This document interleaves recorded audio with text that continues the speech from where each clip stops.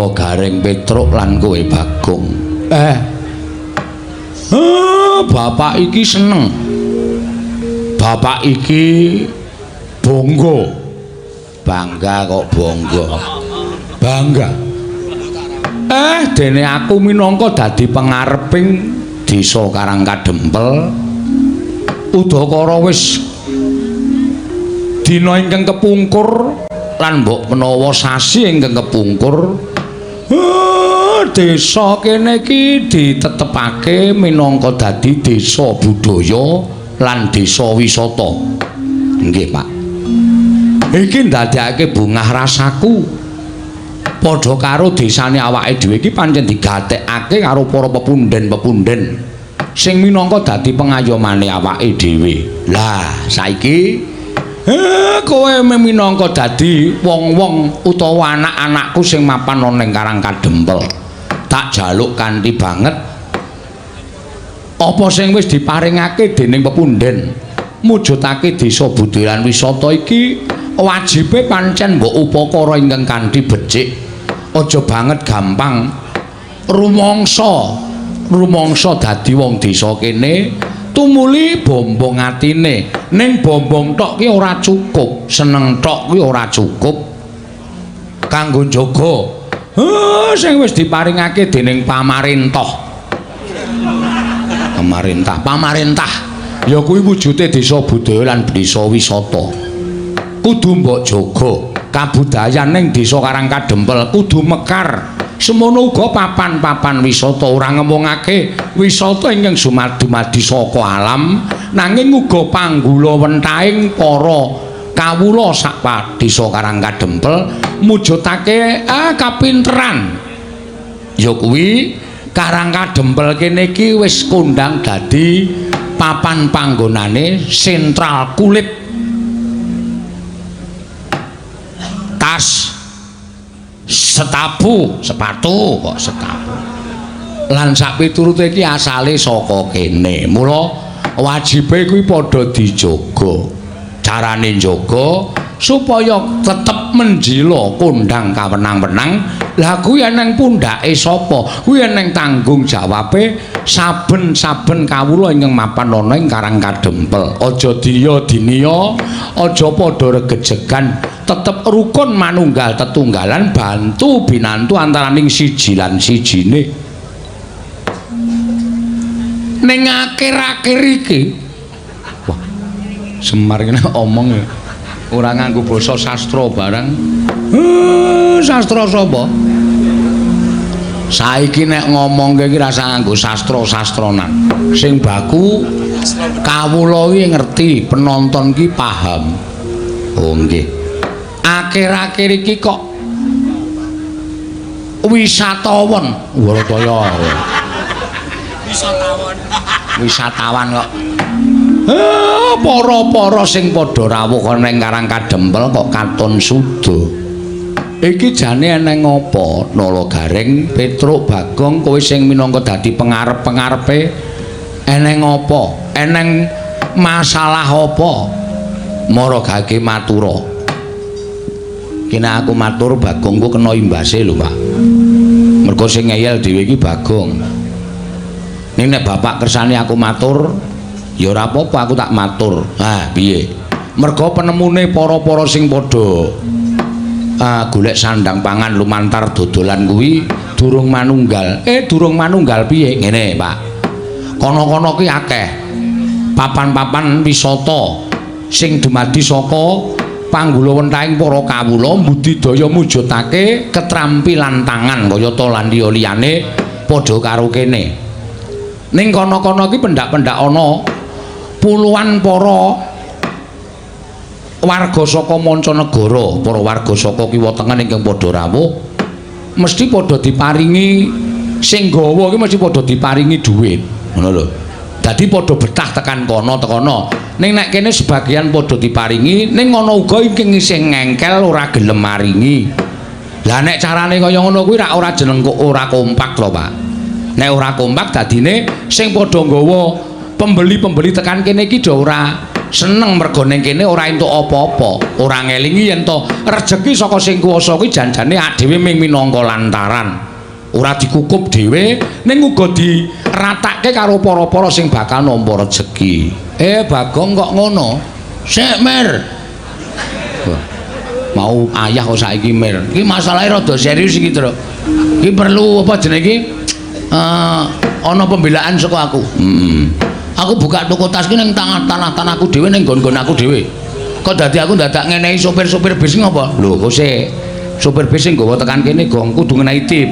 Kaya aja nganti kowe malak terus rejeki tok pek dhewe. Nek carane kaya ngono, ora mung kowe tok sing kapitunan ning tangga teparus anak kadang padha kapitunan. Mula sing kompak. Ayo, nek diparingi paringi semene bareng-bareng. Men kabeh mengko nek kondang kabeh tekan kene kabeh dodolan kabeh kerejeken kabeh.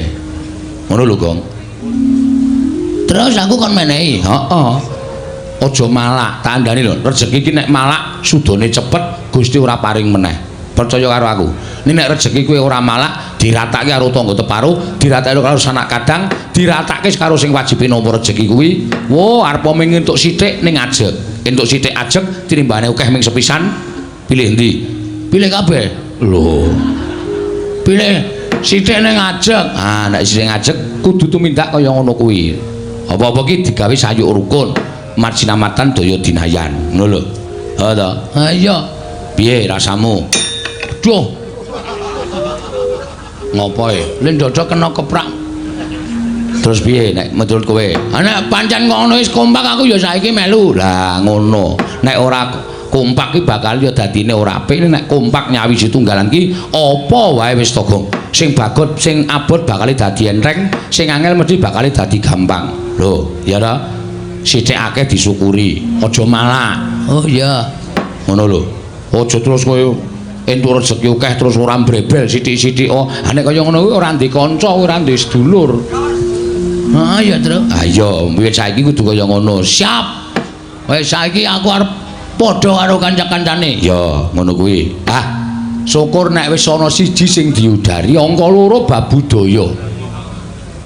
Bab budaya kuwi ya kudu dijaga. Merga iki awake dhewe mapan ana ing tanah ingkang kebak budaya ingkang wis dadi tinggalaning para nenek moyange awake dhewe mbiyen. Awak dhewe wajib nglestarekake.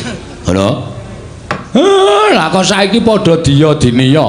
Gareng wingi wis gelem jadil kok saiki wis ora gelem. Malah nek ana jadilan lunga. Aku ana sing ngandani nek jadilan ki musyrik kok ya, Pak.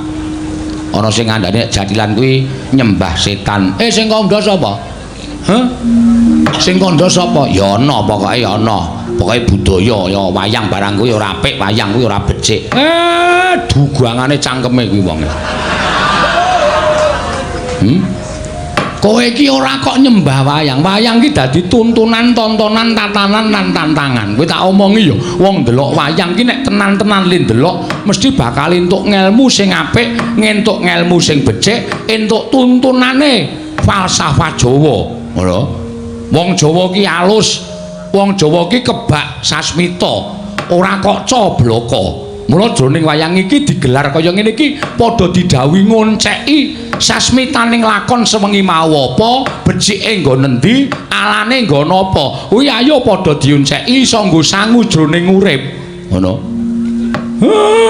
Lah kowe kok percaya karo wong kono-kono sing ora seneng karo budayane awake dhewe. Mongko kuwi wong Jawa kok nglarang adat budaya Jawa.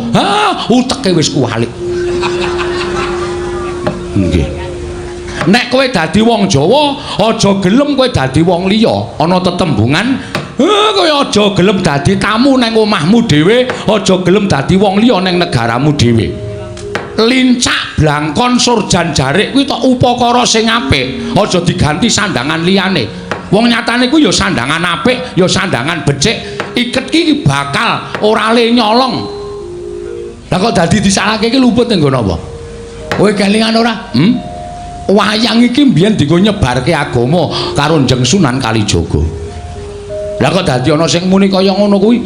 Nek kira-kira isih seger mangan pari tanah Jawa, isih wareg mangan wari tanah Jawa isih seger ngombe banyu tanah Jawa. Ayo do nguri-uri kabudayan Jawa. Ana tetembungan di mana kaki dipijak, diisi tulangit dijinjing. Tegese nen di papan kowe mapan ki ngreganono budaya kono. Aja kok malah tok singkang-singkang kowe ora ndek tangga, ora ndek kanca. Urip ki ora iso nek ora bebarengan, urip ki ora iso nek ora sesandingan. Sok nek mudhar arep mangkat ning kuburan dhewe apa kowe? Nggih, Pak. Kowe kudu duwe jati diri. Lah iki lho. Wong ki nek ora duwe jati diri, wekasan ora iso ngendhaleni diri, terus ming rubuh-rubuh gedang. Kancane gayeng ngalor kowe melu ngalor, kancane gegeran ngidul gayeng ngidul kowe melu ngidul. Mergo kowe ora duwe jati diri. Mula jati dirimu ki ketokno iki lho, jati diriku wong Jawa. Ya aku kudu tresna budaya Jawa, ya aku kudu seneng budaya Jawa. Wong kuwi budayaku, kuwi budayane leluhurku. Ngono. Kampleng ya itu. Sapa? Sapa? Gareng iki. Lho kok gareng iki? Gareng iki ming kurban kok. Gareng iki ora salah kok arep dikamplengi ora. Sengit aku mulane saiki kok sing teko latihan jatian kok kurang siji iki bol gareng iki lho. Kowe iki ape lho reng dadi celeng. Celeng matamu kuwi ora ana sing iso kaya kowe iso bijik-bijik mergo sikile pincang. Nan trampe lemu joget mula aja. Kuwi iki ora apa-apa rek. Wis ta? Ora apa wong kowe iki mung budaya. Jroning atimu aja nganti kowe percaya karo kapercayane liya kejaba mung percaya marang panguwasaning Gusti Akarya jagat ngono. Sing kandha sapa kuwi? Ya ana kuwi sing nyebutke kuwi engko nek kowe nglakoni kaya ngene iki dosa. Kowe nek nglakoni kaya ngene iki dosa. Lah iki lho, Pak. Aku ora seneng karo wong sing sithik-sithik ngarani dosa. Sithik-sithik ngarani dosa iki apa dhek iki ponakane sing gawe urip apa? Sing nemtokke dosa iki mung Gusti. Ngono lho, reng waton kowe ora nyembah jarane, kowe ora nyembah karo demite. Kuwi ora apa-apa, kuwi budaya. Ya, Tru? Ngono lho bener.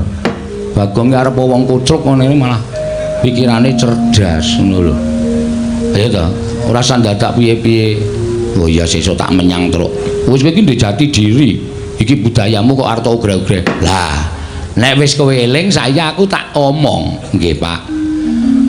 Aku ki rak kepengin bangun desa. Bangun menah. Sengit aku anggere titik-titik bangun, bangun. Kaya materiale iki cukup. Sik to, Gong, kose. Aja nesana susih. Kuwi kok njur titik bangun. Ah, jan wis ngatimu iki karepe piye to ya? Ngatimu sapa? Pokoke bakule tas pojokan kaya wong mblegentong dhewe pancen. Wanto. Ha iya. Titik-titik bangun. Heeh. Semari nganti kesel kok iki mbok ya wis man. Liyane jalukane kuwi engko ndak duka. Ndak ora seneng. Nganti aku ki ngarang lakon ning panggung lho. Mergo mung bangun. Ngladeni para penonton ki kudu beda. Ayo ngene iki iso pecah ndase suwe-suwe. Ha iya. Nek yo ngene lho, Gong, malah justru kuwi dadi pamecut tumraping kowe kudu selalu berkreativitas, selalu berkreasi. Engko nek kowe ana ning nggon streaming ditulisi Semar Bangun Desa, ngono kuwi terus jejerke beda, ora ana tokoh-tokoh sing biasane kuwi penonton tertarik. Lho, kok ngene? Piye iki engko critane? Ngono. Ene. Ngomong karo iso wae kene iki. Wis ndase kesel. Ayo kudu dilakoni. Wis kesel bayare ora full. Pak Desa anu Wanto ki sapa? Kowe karo Kyai Manding ki piye? Kowe ditimbali nang kene ping bola-bali. Oh, aku nek ora tresna ora. Ha iya. Kabeh ki manjing dadi sedulur. Mula sing jeneng budaya iki ora kok mligi menggo golek dhuwit. Heeh. Ning nggo srawung karo nggo ngibadah. Darmaning wong seni iki ngene iki, Tru. Oh. Dharma iki tegese kewajiban nglakoni urip bebantu marang sak padha-padha. Lah, aku isane nyumbang ya mung nyumbang kaya ngene iki. Heeh. Nyumbang lumantar seni, nyumbang lumantar budaya kanggo ngatonake tresna karo pepundhen-pepundhenku sing lenggah ana ing Manding kene. Iya, ya bener ngono, Gong. Heeh, ora apa-apa, ora masalah. Terus piye, Pak? Kersane? Aku pengen bangun desa. Piye? Areng kowe dicor ya? Yo. Apa si Wanto ae dicor. Dideke nang protelon kae men. Nggo dadi apa jenenge iki? Anake wae dicor. Oh, anake wae, Pak. Aja. Glidike ra jamak-jamak. Kok sik bangunku kuwi ya ming sarana bangun lahir lan batin. Tegese bangun lahir kuwi wewujudan ingkang kasat mripat, bangun batin kuwi bangun bebarengan ayuta. Saiki rasa pangrasa ati pikiran ditunggalake. Awake dhewe iki wong sak desa.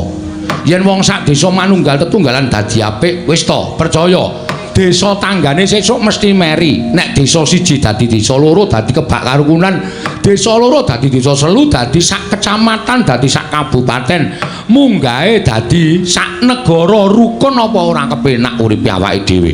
Bener Pak menika. Ling terus kersane Bapak pripun? Niki anak-anak mung kari nderek, anak-anak mung kari manut kersanipun Bapak Semar. Nggih. Kersane Bapak pripun kula kantun nderek. Nggih. Kersane Bapak pripun kula kantun nderek. Aku ana syarat-syarat sing kudu dilakoni. Syaratipun menapa, Pak? Syaratipun menapa? Syarate apa, Pak? Apa anak-anak kon urunan semen loro-loro? Semen loro-loro nggo ngapa ora? Ayo mbantu Bapak, kowe wedi reng. Sak rit. Kowe. Sing setengah rit ditibake ning Karangkadempel, setengah rit kaya omahmu. Nggo ngapa? Guru ki kowe. Ya karaku kok sia-sia ki ngapa tegang ora? Aku iri karo kowe.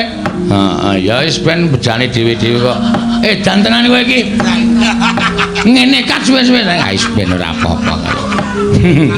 Ha iya. Asem tenan gareng iki. Wah, remuk awake karemu. Ya wis ben wau iki senengane ngopo to. Heeh. Kowe arep dikai jaket rek karo sapa? Karo bakule kulit. Oh, ning ora ana ukurane jaket kok ukuran U. Apa kok jaket kok ukuran U? Paling cilik kuwi. Ha iya. Terus kersane Bapak, aku tak ngandhake syarat-syarate marang anak-anakku kabeh. Nek kira-kira aku ngandhake syarate kowe iso mujuti apa ora? Kersane siji.